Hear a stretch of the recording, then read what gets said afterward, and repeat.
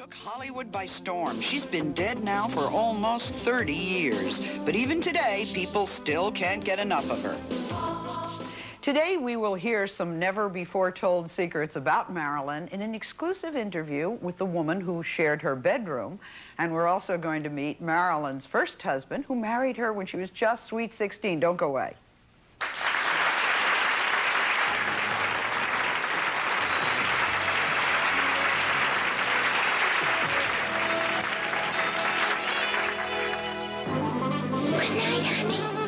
Marilyn Monroe was a Hollywood star whose role in real life was far more painful than any movie she starred in. She grew up in 12 different foster homes after her mentally ill mother abandoned her. She was sexually abused and used acting as an escape. But even acting didn't always help. Marilyn led a bittersweet life. She suffered the blues, whether she was alone or in a crowded room. She became so desperate at one point that she said, "Sometimes I wonder why I go on. I feel miserable. I hate it. It hurts so much. Death has got to be better than this." But with Marilyn's Hollywood highs and personal lows, this half-child, half-woman became the actress that the public worshipped and wanted to protect. Marilyn Monroe was one of those stars that we look to make wishes on. She's gone now, but her star will never fade. Today we're going to hear some of the most private and intimate details about Marilyn Monroe's life from some of her close friends and confidants. Our studio audience is filled with people who love Marilyn Monroe. In fact, some love her so much they make their living impersonating her. And later we're going to talk to actress Jane Russell, who starred with Marilyn in the unforgettable movie Gentlemen Prefer Blondes. She'll tell us what it was like to work with Marilyn at a time when Marilyn's career was just beginning to explode. We're also going to meet Marilyn's first husband, who fell in love with the 16-year-old Norma Jean Baker before she became Marilyn Monroe, the superstar.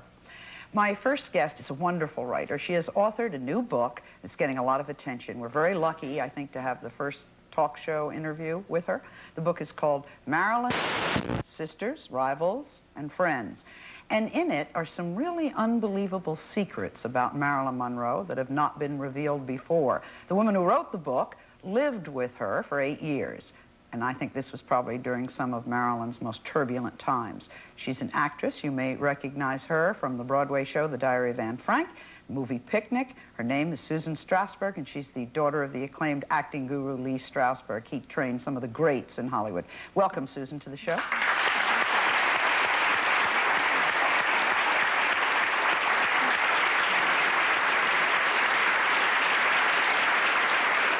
It is so nice to see you again. It really is.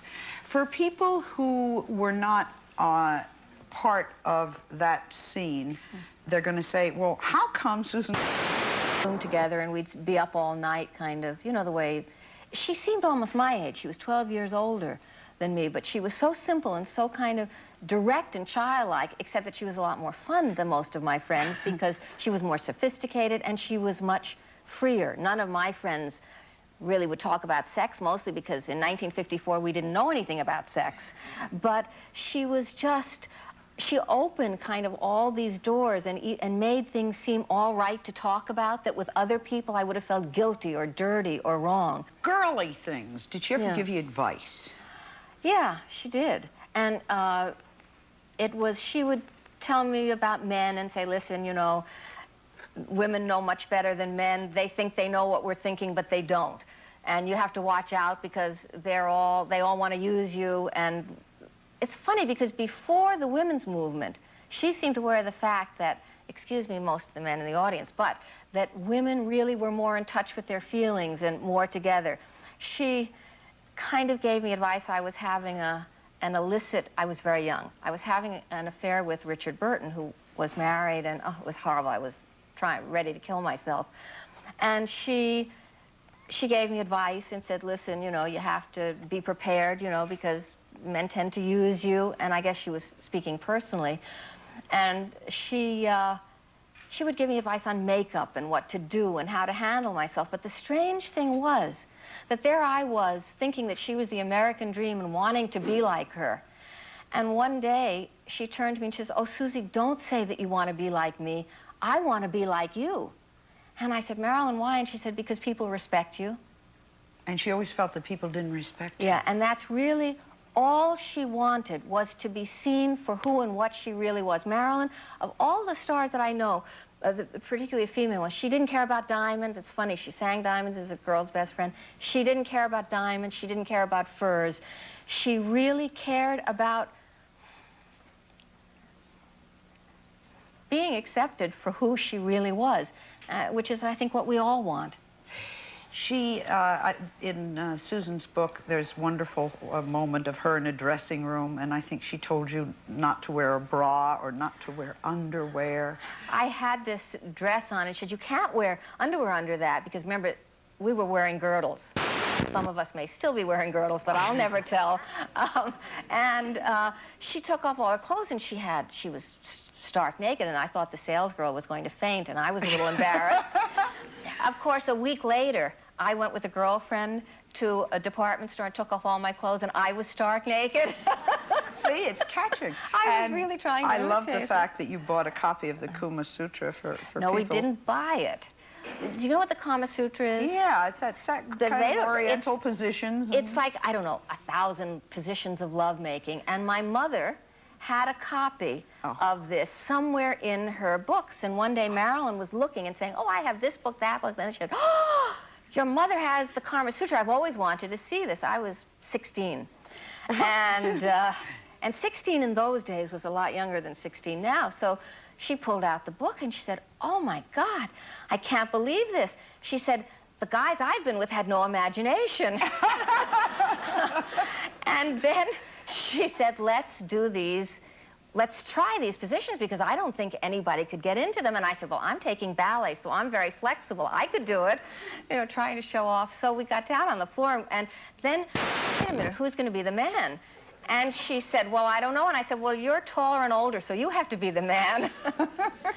So we were doing all these positions and kind of, you know, bumping heads and that. And afterwards she said, please don't tell your parents. I don't want them to think I'm a bad influence on you. But the thing that was interesting in retrospect was that I had the feeling that in spite of the fact she'd been with all these sophisticated or famous men, that Marilyn, like a lot of women, had been the one who had to do all the work. Yeah. You know? How did you feel? Dad had just gotten a lot of fame, and she had a very special relationship with your father. Were you jealous? Did she get away with more than you got away with? Yeah. Now I can see that it was normal, that it's always the kids who probably have to live up to certain standards, but at the time I didn't understand it, because I used to say, well, wait a minute, how can she be late? How can she get hysterical? How can she take pills? How can she do all these things that my father would murder me if I did? And she suddenly comes in and she just kind of, and she's the favorite one. And it was, she was getting a kind of, it's unfair, I think it's just life. You kind of have to accept it, because that. But in other words, it's at night sometimes I couldn't sleep and she couldn't sleep, so she'd come over, and in order not to have her take pills, my father said to me, well, you don't understand, I hold her because she needs to be held, and if I hold her, then she doesn't need pills. Of course, it was 3 in the morning and I was wandering around and not able to sleep, and he wasn't holding me, so I was jealous. One night I heard him singing to her, and I looked in and he was holding her, sitting on the edge of the bed holding her, and he was singing this lullaby that had been my lullaby, the song that he sang. Well, what about me? I want it too. On the other hand, I think that my dad felt that he didn't want to encourage certain things in me, but I got to tell you, and I'm sure he had his reasons. In other words, maybe he, because I know he loved me, but he just was able to give her a certain kind of nurturing and attention and physical contact that he didn't give me. Although once I remember, years later, my dad said to me that he was brought up thinking that if you were a father and you were physical with your daughter. Quote in the book, quote, it confused me to observe the attention and time my father devoted to Marilyn. Some level in love with her. I think that in some level, he was in love with her talent. Okay.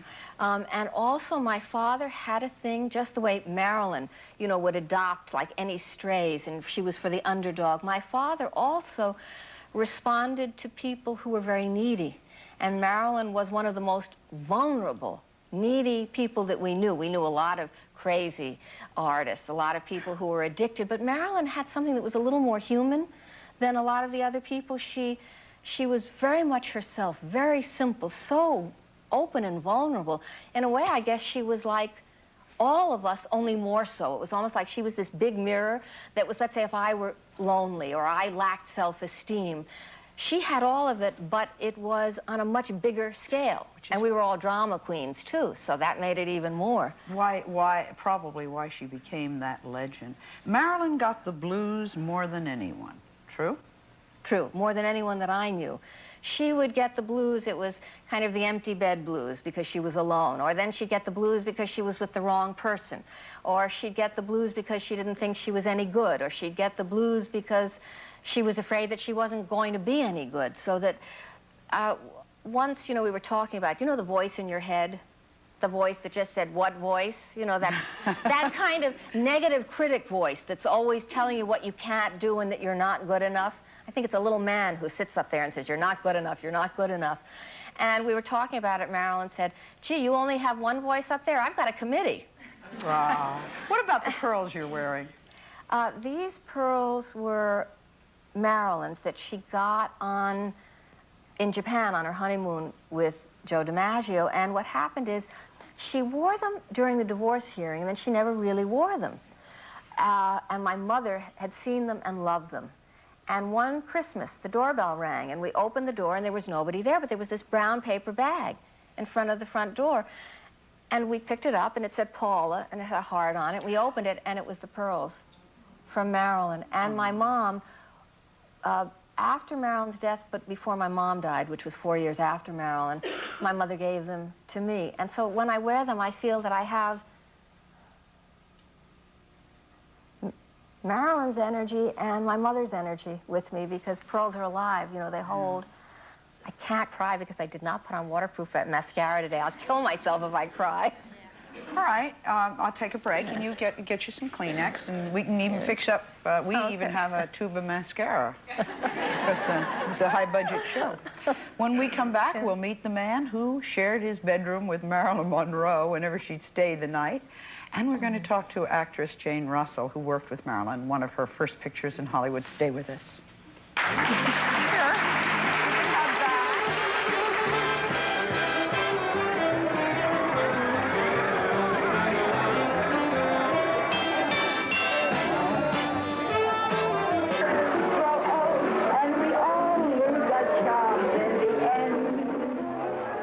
This year is going to mark the 30th anniversary of Marilyn Monroe's death. I know what you're saying. Oh, my goodness, 30 years. In many ways, I guess, gone into the land of the icon. She's more famous today than she ever was. We've been talking with Susan Strasberg, who's written a book about her relationship with Marilyn Monroe. Joining us now is Susan's brother, John. John was, as he put it, in the full beginning stages of puberty when Marilyn Monroe joined their family. And when Marilyn would spend the night, as Susan said, guess whose bed she got? That's right, John's. Your sister says 12 or 13 at the time. Mm-hmm. Probably, yeah. Well, I'm older than her now, but in those days, right. so she has a better memory of those moments. Yeah. Late night conversations with Marilyn. Did she talk to you like she talked to Well, I don't know Susan? that I would call them conversations. No, I don't think it was the same relationship at all, because I think that Susan's relationship was one which was a much more peer relationship. Sure. And mine wasn't. I had chosen and was more or less someone living on the outside of the family looking in, and I didn't particularly like most of what I saw going on.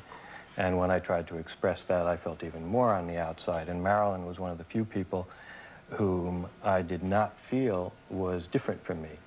In that sense, her humanity was something that always came through, whether she was suffering, whether she was acting, whether she was doing anything, which I think is part of why people are still fascinated by her and why she was also as the kind of star that she was, because it wasn't just, she's not just a star, she's become a myth. But at those moments when I would talk to her... Did you think she was sexy? You were 12 or 13. Was this no, not your type, right? No. I wondered about that for a long time. And well, no, it's no, and I also thought that I should lie about that for a while, because I thought, well, you know, a guy who says, well, Marilyn Monroe doesn't do it to me, there's something wrong with him.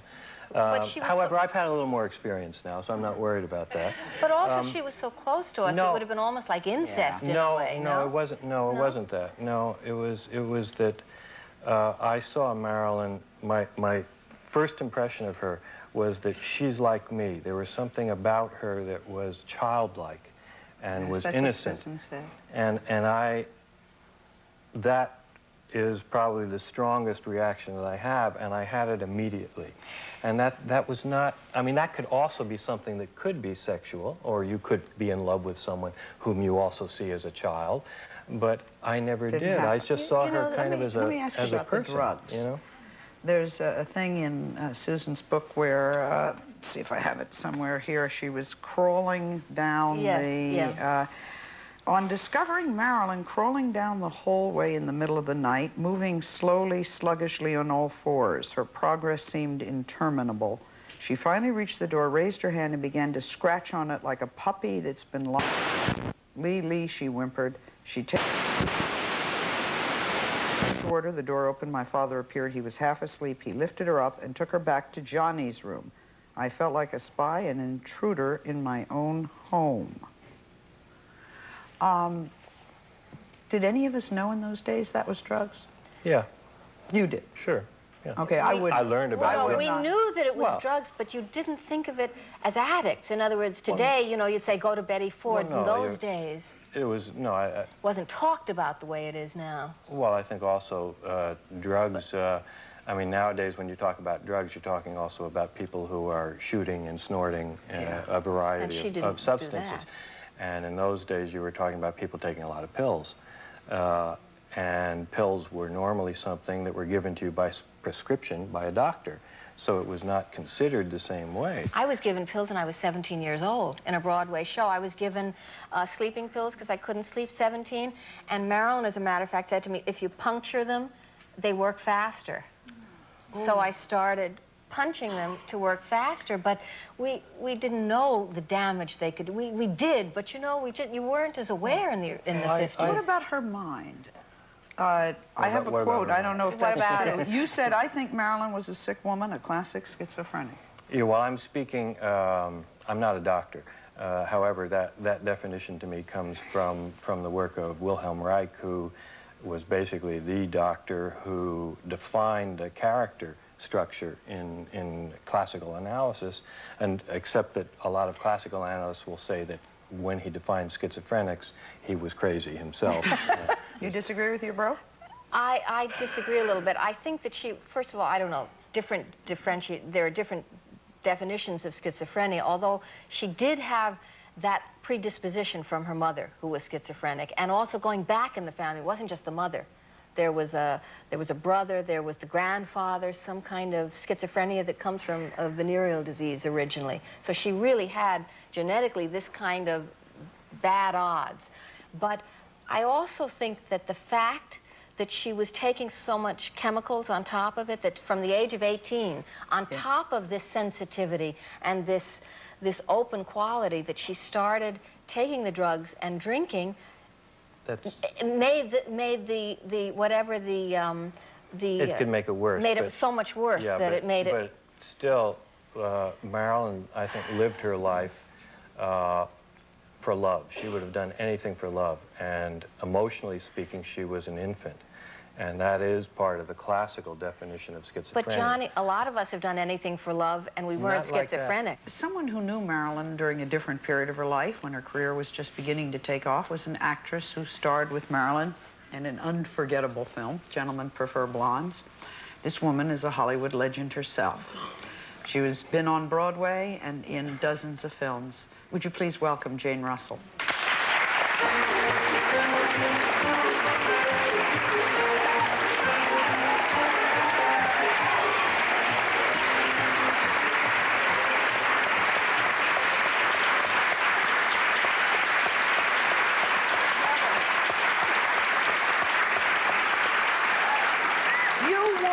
Skirt. I'm so pleased. She came in white slacks and says, I don't know whether I'm going to put on this skirt or not. And I said, I do whatever the boss wants. There you go, come on. Jane was already a show business veteran when you and Marilyn worked together in Gentlemen Prefer Blondes, but it was one of her first big pictures, I think. What was it like to work with her? Was this lady on time? Was she punctual? Was she a pro? I know you are, but what was she like? Well, I'd been working for a long time, and Marilyn didn't even have a dressing room on the 20th Century Fox lot. She'd already made Niagara, but she didn't have her own dressing room, which is insane.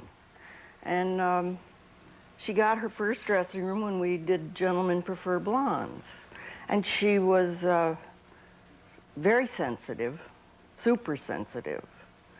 So she got her feelings hurt, you know, a lot.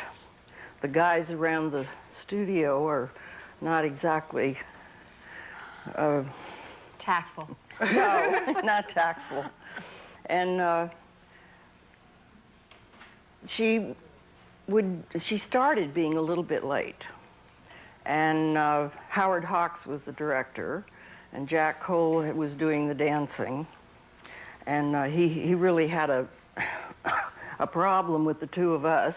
I want to show people a clip that Jane may not have seen in a little while anyhow, from Gentlemen Prefer Blondes, because it mentions these people. We just happen to have it available. Take a look. We're just two little girls from Little Rock. We lived on the wrong side of the track. But Little Rock or Square Rock, these gals must have their rock. Diamonds are a girl's best friend. Diamonds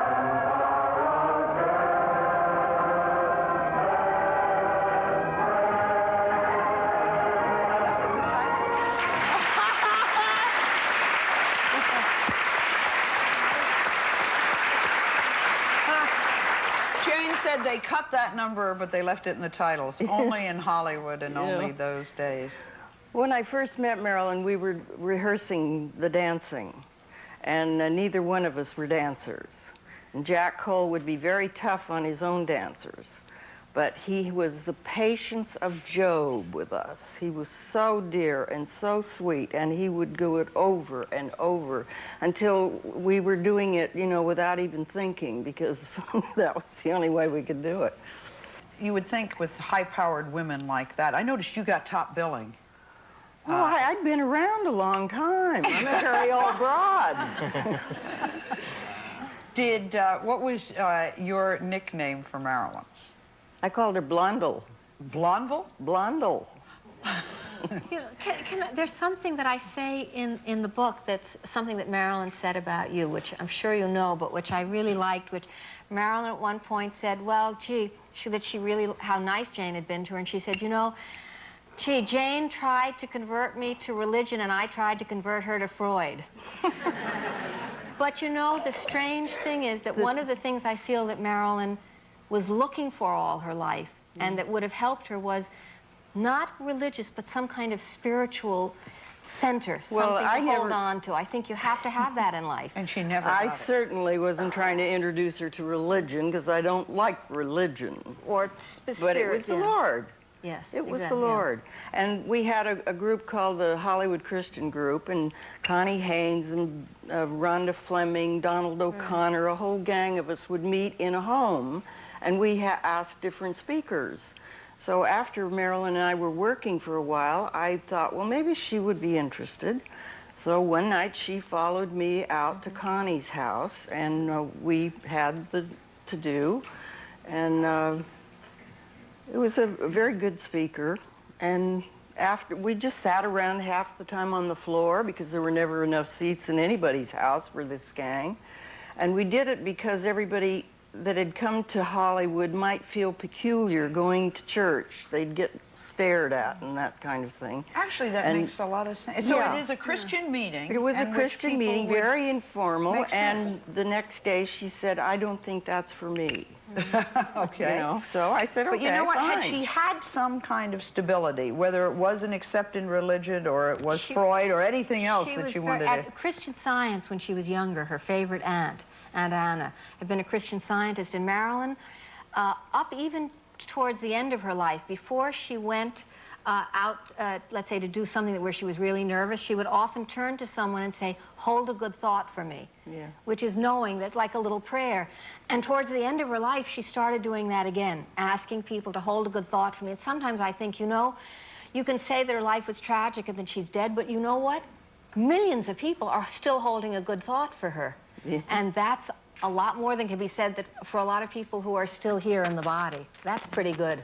We're going to meet a man next who married Marilyn Monroe when she was 16. She was known as Norma Jean Baker then, and we'll hear what he has to say when we come back.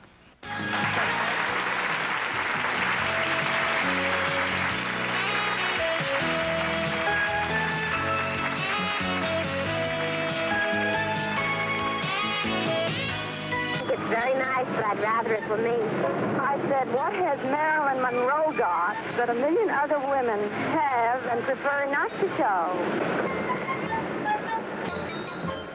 Wow. Well, we're going to find out in a minute.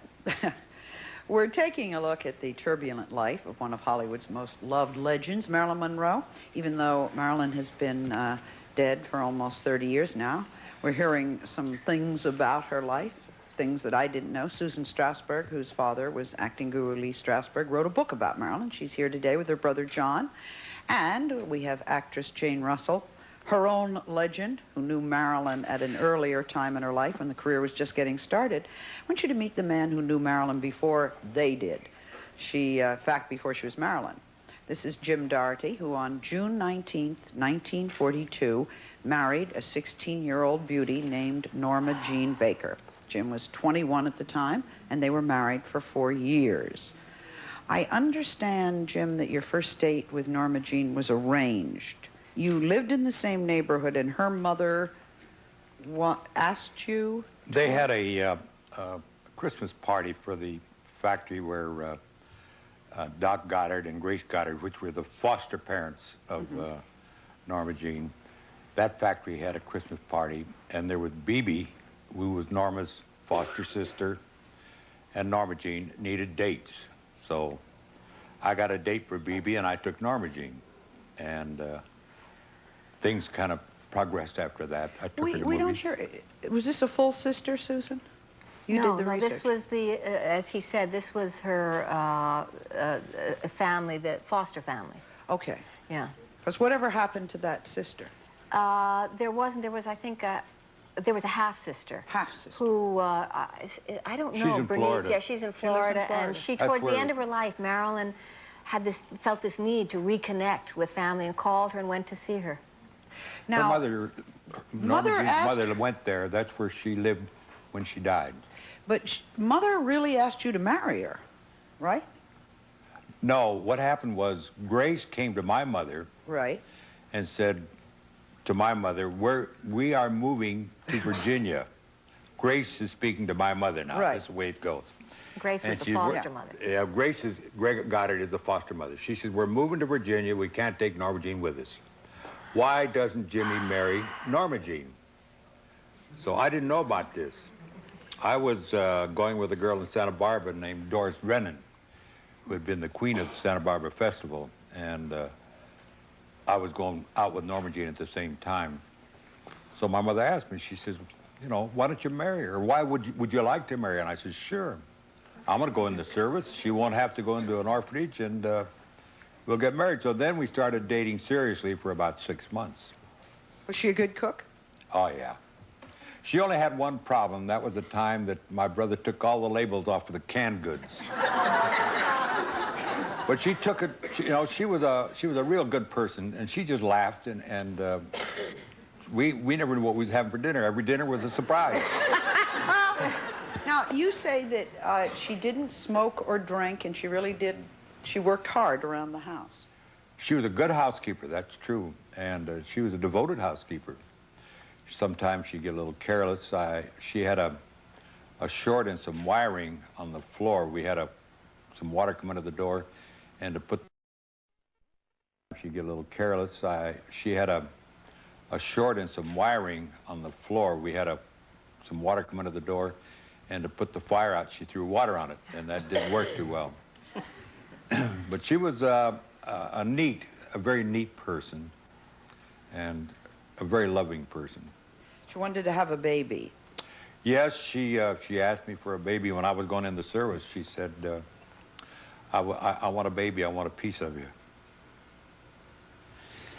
I have a letter. Is it all right if I read it? I would always ask. Go ahead. We already have one mascara running, so let's see if I can do this. He's not wearing any. He can cry. This is a letter from Marilyn to her foster mother about her marriage to Jim, dated June 15th, 1944. Dearest Grace, I've never really written and told you of Jimmy and my married life together.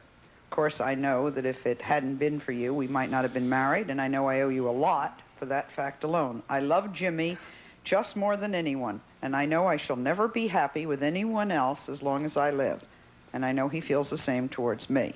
So you see, we're really very happy together. That is, when we can be together. We both miss each other terribly. We will be married 2 years, June 19th, and we really have had quite a happy life together. When the time came to get divorced, it was her decision. How did she explain this to you? What could she say that would make sense? Well, really, to her, it wasn't like we were separating or anything. We just weren't going to be married anymore because we were going to live together anyhow. But why would she want a divorce if you're going to live together anyhow? Well, she had to be single to get a contract with whoever was offering a contract at the studio, and she wanted this contract. What do you make out of what happened from that time on, in your own mind? I think she went through something that she wasn't equipped to go through. She was a very kind, gentle person. And this is the toughest business in the world, being in the acting business. And you hear so many people that have tabloid minds, so to speak, saying things about her as to how she died. And I call it a tabloid mentality. And they never knew her. They knew nothing about her. Some of them have written books. Thank goodness Susan knew her, in which she wrote her book. Yeah. But I get so upset with some of these things that are said about her because she was a good person. Yeah. What happened in the end, do you think, Jim? To her? Mm-hmm. Couldn't cope? No. This goes on. You know, I was a policeman for 25 years in Los Angeles, and I got to answer a lot of calls around the Universal Studios where things would occur where people have to get some sleep. So they take a sleeping pill. They got to be up to go to work, so they take an upper. Then they take 2 downers, and then they take 3 uppers.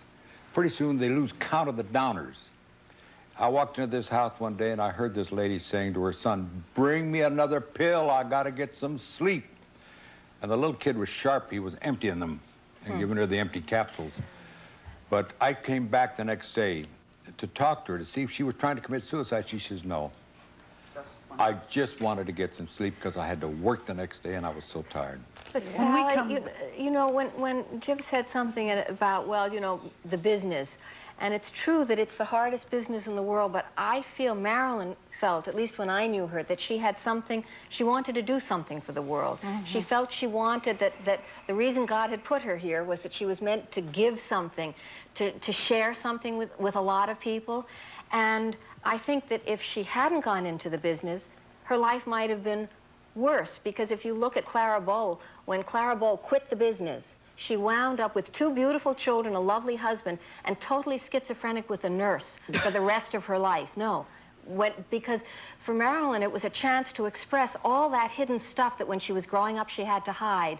Her you know, the sorrow, the passion, the freedom, you know, her sexuality. She was different. She wasn't normal. She once said to me, they keep trying to put me in this box called normal, Susan, and you open the box and nobody lives in there anyway. Why are they doing that to me? She said, and they expect me to be the anything-goes girl, you know, the happy-go-lucky girl, and I need to find out who I am, so that I think that although the business is a killer, and it's a hard business, I somehow think, though, that it also gave Marilyn something that she wanted desperately.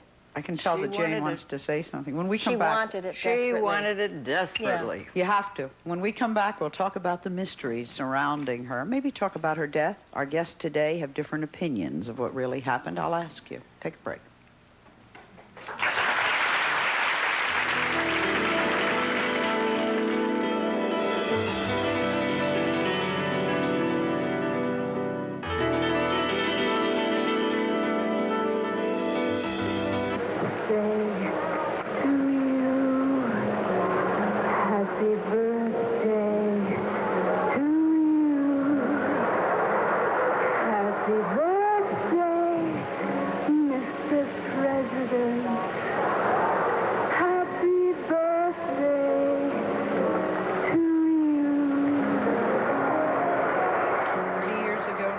The year was 1962. Marilyn had sung Happy Birthday to the President and was working on a film she never finished called Something's Gotta Give. On August the 5th, she was found dead in her home from an apparent overdose of barbiturates.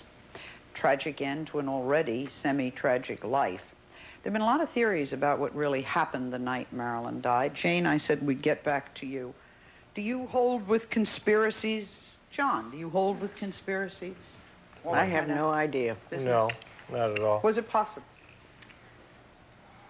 Anything is possible, but you know what? But not factual. Nobody was under her bed that night, and nobody really knows. And the thing that bothers me is that people who didn't know, who come out and look for a fast way to exploit. Marilyn was exploited when she was alive, and she's exploited since she's been dead. So people suddenly come out, they don't know, they make up stories that nobody is alive to say, no, it's not true.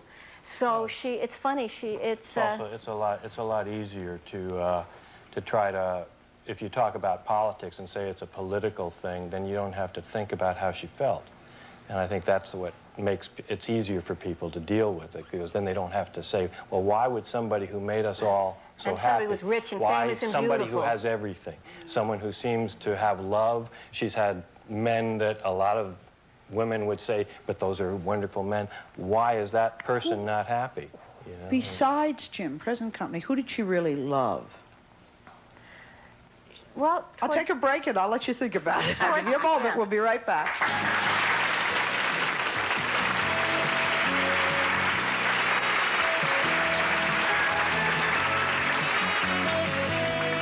I want to say something about Waif, if that's all right with you, before I get to the men in her life.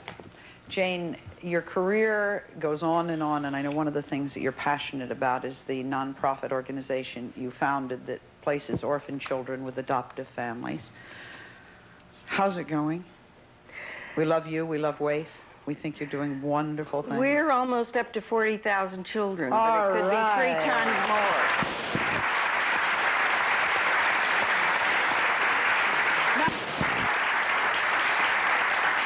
Who did she love? I think, in a way, Marilyn's whole life was a love story. I know that the marriages ended and the affairs wound up disastrous, but I think it was a love story of a woman who had this capacity to love everybody except herself. And in the end, if you don't love yourself, none of the rest helps. I feel like you do. I love Marilyn Monroe, and I really think she was exploited and she was used. But we only know what we read in the paper. Do you feel that she was used by the Kennedys at all? How do you feel about the Kennedys and Marilyn Monroe? I can only speak from what I knew, and I was not privy to a lot of those things. We had just been talking about it in the break, and we said, listen, if she was used by the Kennedys, politicians use people. That's a major thing that they do. They use and discard people, and it's the nature of reality of politicians all over the world, not just in this country. So, yes, she was used by her studio, who wanted to keep her dumb blonde because she was making money for them. And maybe she was used by a lot of the men. But, you know, in the end, Marilyn really fought to take responsibility for her own life. So in that sense, she wasn't a victim. She was very strong on a certain level. Maybe a player. Take a break. We'll be right back.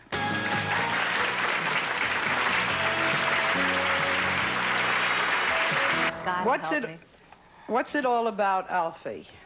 Having done all this study and learned all of that, what do you think? What do you feel?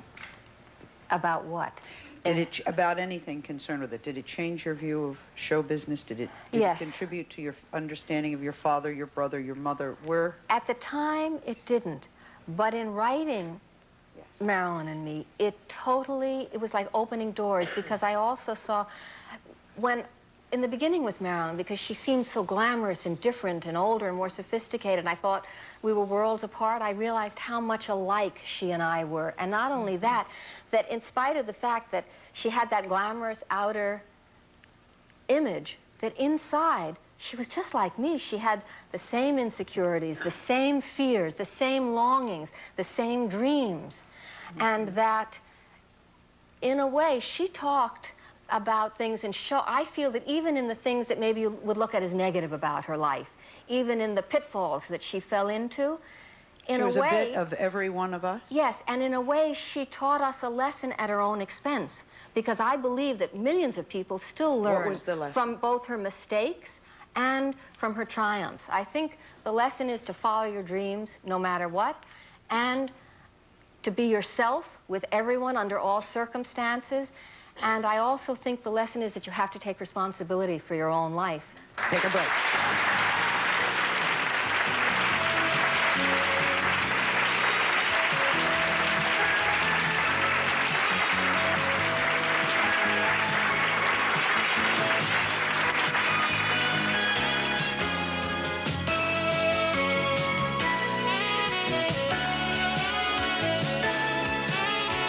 Thank all of my guests today. Susan Strasberg's book is called Marilyn and Me, Sisters, Rivals, and Friends.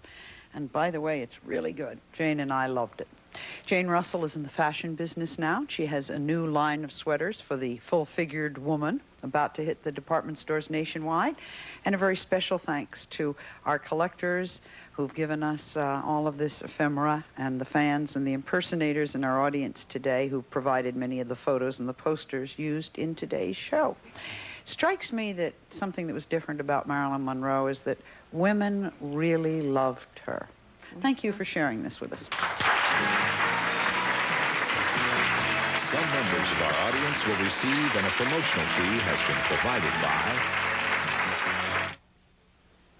Paul Mitchell Salon Hair Care. We're as good to the environment as we are.